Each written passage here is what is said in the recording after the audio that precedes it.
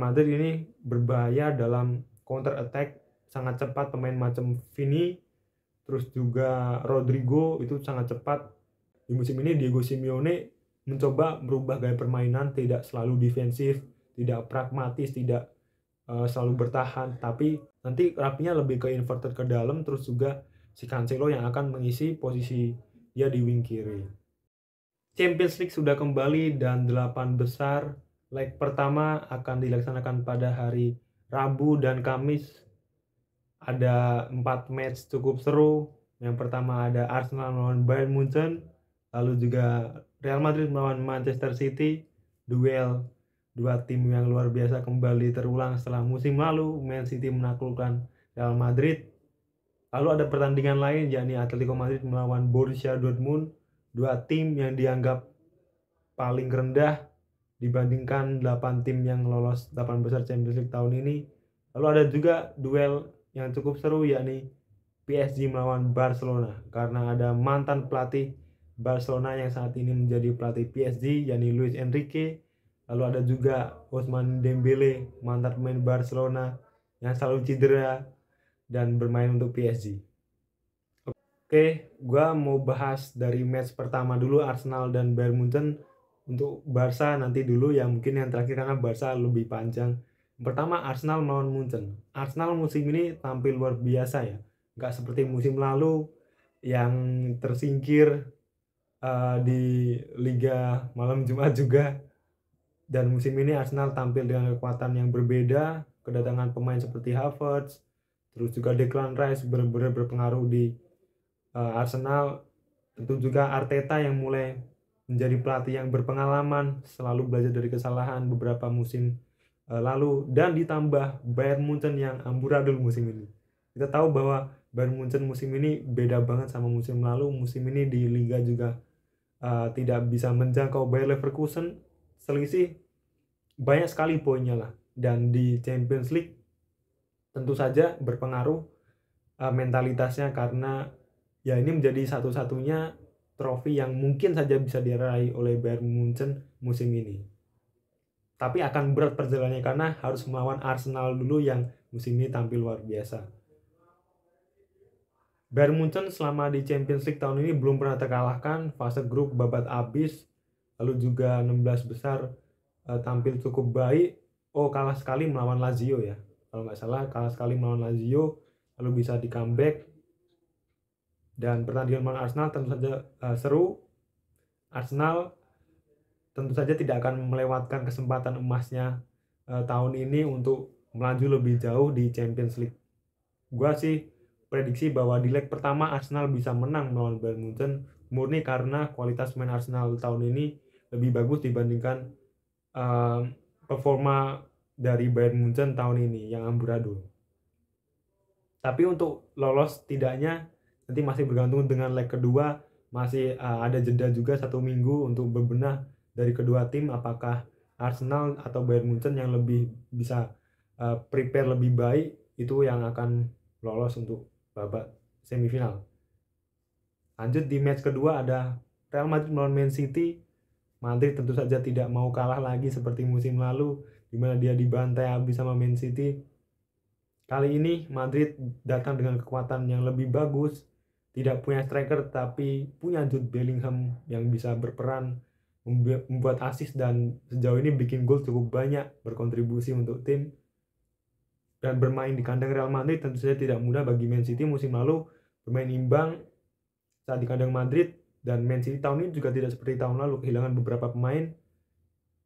Walaupun kedatangan pemain seperti Kovacic, namun belum bisa menggantikan peran dari Ilkay Gundogan, dan beberapa pemain yang cedera di Man City seperti Kyle Walker dan Nathan Ake mungkin bisa digantikan back lain seperti Guardiol yang bisa dimainkan di sana, dan ini tentu saja berpengaruh terhadap performa Man City ya. Musim lalu mungkin dia di sisi kanan ada Riyad Mahrez, di musim ini ada Phil Foden yang cukup memukau, tetapi Phil Foden adalah pemain yang masih muda, kadang perform, kadang juga bisa ngilang begitu saja.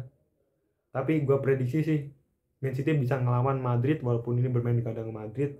dengan game plan dari Pep Guardiola di mana selalu menguasai bola, itu yang menjadi kunci dari Man City untuk melawan Real Madrid. Dan perlu diwaspadai bahwa Real Madrid ini berbahaya dalam counter attack, sangat cepat pemain macam Vini, terus juga Rodrigo itu sangat cepat dalam transisi, jadi perlu diwaspadai hal itu. Jika pemain Man City bisa meredam hal tersebut, tentu saja Man City akan bisa mengalahkan Real Madrid. Gue prediksi sih Real Madrid dan Man City bakal draw di kandang Madrid dan nanti penentuannya di kandang Man City di leg kedua. Selanjutnya Borussia Dortmund melawan ATM ya. Ini match bener-bener seru harusnya ya. Dua tim yang dianggap paling remeh, dianggap paling tidak bagus di antara ke-8 tim yang masuk 8 besar akan saling beradu. Padahal semua tim ini berharap pengen ketemu ATM kalau nggak Dortmund karena dianggap paling tidak begitu kuat dibandingkan tim lainnya. Dan mereka satu bagan juga sama PSG dan Barca. Ini istilahnya 4 tim yang nggak begitu kuat melawan di sebelah bagan sebelahnya 4 tim yang benar-benar kuat ya. Jadi seru. ATM musim ini berbeda dengan beberapa musim lalu. Di musim ini Diego Simeone mencoba merubah gaya permainan, tidak selalu defensif, tidak pragmatis, tidak selalu bertahan, tapi berani untuk melakukan serangan, menguasai bola, terus juga memberikan tekanan kepada lawan, pressing. Ini merupakan ATM yang berbeda dari beberapa musim lalu. Borussia Dortmund musim ini bermain, sedangkan lawannya yakni Borussia Dortmund di Champions League di grup neraka ya, bersama PSG, Milan dan Newcastle mampu menjadi puncak klasemen, juara grup, tentu saja luar biasa. Tetapi kemarin setelah 16 besar melawan PSV, kita lihat bahwa Borussia Dortmund ini permainannya tidak sebagus yang kita kira gitu.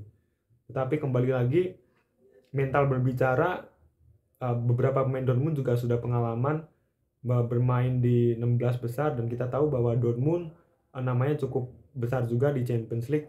Beberapa hal yang bisa menentukan kemenangan ATM adalah gimana pemain ATM mampu menguasai pertandingan, melakukan tekanan pada Dortmund. Jangan sampai pemain Dortmund ini bisa menguasai, karena beberapa pemain seperti Marco Reus dan Jadon Sancho tampil cukup bagus di Dortmund. Belum lagi Haller dan Malen sebagai seorang striker yang bisa mencetak gol, perlu diantisipasi. Pemain ATM harus berani melawan, menguasai di lini tengah, itu menjadi kuncinya. Dan harusnya sih ini jadi match yang seru. Mungkin di pertandingan kali ini ATM yang menang karena bermain di kandang, tapi bukan tidak mungkin Dortmund bisa melawan gitu. Atau mungkin di leg kedua bahkan lebih seru ya harusnya, karena biasa leg pertama itu kedua tim main aman gitu kan, nggak mau terlalu menyerang, takut kebobolan banyak dan mainnya lebih berhati-hati. Nah oke, selanjutnya di pembahasan yang paling seru ya, bahas Barcelona melawan PSG. Barca melawan PSG, terakhir kali ketemu Barca diobok-obok Mbappe, padahal di situ masih ada Messi, dan di situ emang skuad Barca jauh lah jelek banget. Ada Umtiti, masih ada Pique backnya, terus juga Mingueza, ya siapa lagi ya nomor 2, Nelson Semedo kayaknya. Ya itu squad Barca dulu, wah amburadul banget lah. Ada Des jelek banget. Di situ Barca diobok-obok Mbappe, dan emang Mbappe dari dulu konsisten ya untuk di klub, selalu menggendong-gendong lah, luar biasa emang nih pemain. Dan nanti ketemu Mbappe lagi, Barca tampil dengan beberapa pemain yang berbeda. Kedatangan Ilkay Gundogan, terus juga ada Lewandowski, pemain yang sudah pernah juara Champions League, treble segala macam, udah pernah dapat bersama Bayern Munchen. Ditambah pemain kayak Cancelo, terus juga di lini tengah solid, harusnya ada Frenkie de Jong. Christensen juga tidak bisa diragukan lagi pengalamannya di Champions League, pernah juara sama Chelsea. Nah ini yang seru adalah Barcelona akan menghadapi mantan pelatihnya yakni Luis Enrique. Enrique bersama Barca pernah treble, terus saat ini melatih PSG dengan komposisi pemain yang tidak sebagus beberapa musim lalu, kayak adanya Messi dan Neymar sekarang udah nggak ada, masuklah pemain macam Asensio, Gonzalo Ramos, Randal Kolo Muani, Vitinha, terus pemain Korea itu siapa, Lee Kang In ya, dan lain sebagainya lah. Terus juga backnya masih ada Marquinhos, masih ada Kimpembe. Marquinhos bisa tampil harusnya, dan ini cukup berbahaya. Kipernya juga antara Arnaud Tenas kalau enggak si Gianluigi Donnarumma ya. Menurut gua pemain PSG ini ya nggak jelek tapi juga nggak begitu bagus gitu. Sama kayak pemain Barcelona lah. Di atas kertas, kalau pemain Barcelona di atas kertas kualitasnya lebih bagus dibandingkan pemain PSG. Tapi kembali lagi ini kan berdasarkan perform on the day, dan juga bagaimana para pemain ini bisa saling bekerja sama, bermain secara tim supaya bisa mengalahkan lawannya gitu. Dan di Champions League kali ini gue yakin sih Barca bisa lebih ngelawan. Apalagi dapatnya lawannya PSG yang gak begitu susah. Kalau misalkan lawan Man City, Madrid atau Arsenal atau Munchen, wah, udah pasti pesimis ya. Tapi kali ini melawan PSG, gue sebagai fans Barca ada sedikit percaya diri Barca bisa ngelawan PSG. Dan yang penting adalah Barca mampu menguasai lini tengah. Kunci-kunci di mana Barca winning conditionnya menguasai lini tengah, terus juga efektif dalam memanfaatkan peluang yang ada, itu menjadi faktor kunci. Dan yang paling penting adalah menjaga Mbappe. Jangan sampai Mbappe dibiarkan dapat peluang, dan sampai Mbappe dibiarkan melakukan counter attack, terus melakukan shoot dan lain sebagainya. Ini Mbappe nanti perannya entah Jules Koundé di kanan ataupun Ronald Araujo yang bertugas menjaga Mbappe. Jadi kalau bisa tackle aja tuh. Walaupun foul dapat kartu kuning, tapi jangan sampai kartu merah ya. Kartu kuning kalau bisa membahayakan Mbappe itu bagus sih. Jadi Mbappe jangan sampai berpeluang untuk mencetak gol ke Barca. Jadi kalau bisa dihadang-hadang aja tuh. Nah, untuk line up Barca gue yakin Frenkie de Jong katanya sudah bisa main. Jadi trio lini tengahnya gue sih yakinnya sama Christensen jadi DM, terus juga dua di depannya ada Ilkay Gundogan sama Frenkie de Jong. Udah itu 3 terbaik saat ini ya yang tersedia. Kalau ada Gavi mungkin Gavi bisa menggantikan salah satu dari mereka, tapi saat ini mereka udah yang terbaik lah. Kalau Pedri jangan dulu dah, itu juga katanya Pedri belum tentu bisa main. Apalagi kalau Pedri main tuh kan kelihatan banget dia selalu ngos-ngosan lah, capek mukanya, pucet segala macem, gak bisa lari kenceng juga. Nah, untuk poin belakang di kiri Cancelo, di tengah itu ada Araujo dan Kubarsi ataupun Konde Kubarsi. Terus di kanan nanti Araujo kalau nggak Konde bisa tukeran. Tergantung nanti Xavi menuruninnya yang jadi bek kanan untuk jaga Mbappe siapa. Kipernya Ter Stegen jelas. Nah, untuk lini depan nih yang seru nih. Match terakhir Xavi memberikan kesempatan kepada Rafinha untuk menjadi wing kiri ya. Ini menurut gua akan dipasang lagi kayak gini karena Rafinha kemarin cukup perform dengan dia di wing kiri cukup solid, membantu nyerang juga. Nanti Rafinha lebih ke inverted ke dalam, terus juga si Cancelo yang akan mengisi posisi dia di wing kiri. Sebenarnya gue lebih suka Joao Felix ya, tapi Joao Felix kembali lagi nih orang juga masih angin-anginan. Kadang kalau main bagus, kalau jelek ya bener-bener hilang gitu loh. Jadi lebih effort buat cari bolanya itu lebih bagus Rafinha tuh kalau masih mau nge-press segala macam gitu lah. Walaupun dari segi kualitas menurut gue Joao Felix lebih bagus. Tapi dalam beberapa match form terakhir itu Rafinha lebih bagus dibandingkan Joao Felix. Dan di kanan jelas lah Lamine Yamal, best wing Barcelona musim ini ya Lamine Yamal gitu kan. Di kanan Lamine Yamal, semoga saja Lamine Yamal mampu mengobrak-abrik di sisi kanan pertahanan Barca dan memberikan umpan-umpan ataupun berani placing shooting ciri khas Lamine Yamal lah. Oke. Jadi itu prediksi gua ya, kalau Barca ya minimal imbang lah. Imbang itu udah paling mentok, kalau bisa menang sih sebenarnya.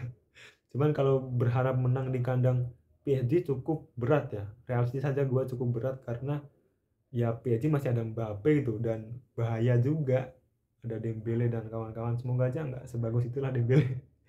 Oke, itu prediksi gua. Semoga saja nanti Barca bisa main bagus dan jangan lupa ya, teman-teman bisa subscribe ini channel gua, terus juga follow TikTok ada DPS Bacot Bola, terus Instagram juga DPS Bacot Bola.